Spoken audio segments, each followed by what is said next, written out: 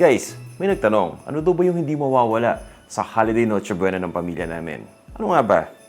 Siyempre, automatic, Christmas ham. At ang pinaka-paborito ko, CDO Holiday Ham. Alam niyo kung bakit? Kasi masarap. At guys, nabalitaan ko rin, nagawa pala ito sa 100% premium whole meat. At gusto ko din dito itong sweet pineapple glaze. Talagang bagay na bagay dito sa ham. Kapag pinagsama ninyo to at tinikman, talagang mag-e-enjoy kayo. At isa pa, yung flavor nito guys, may pagka-smoky. Magugustuhan nyo rin to. Actually guys, yan yung nagustuhan ng pamilya ko dito. Hindi kompleto ang Pasko ng pamilya namin kung walang ham sa table. Kaya ngayon, I will show you some tips on how to make a simple ham centerpiece using CDO Holiday Ham. Sa akin, gumagamit lang ako ng ubas, ng kiat-kiat, yung maliliit na oranges.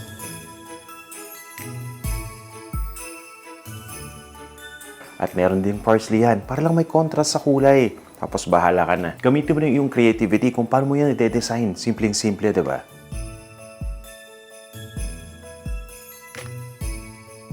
Ang importante dito maging presentable yung isa-serve natin.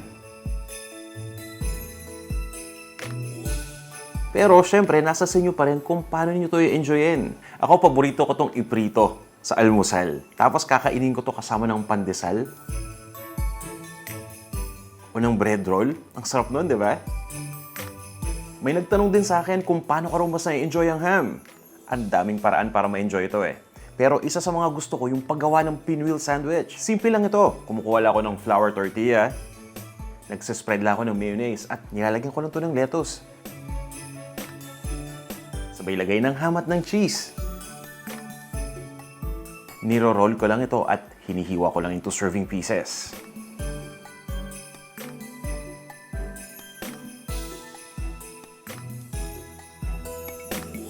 Kayo ba?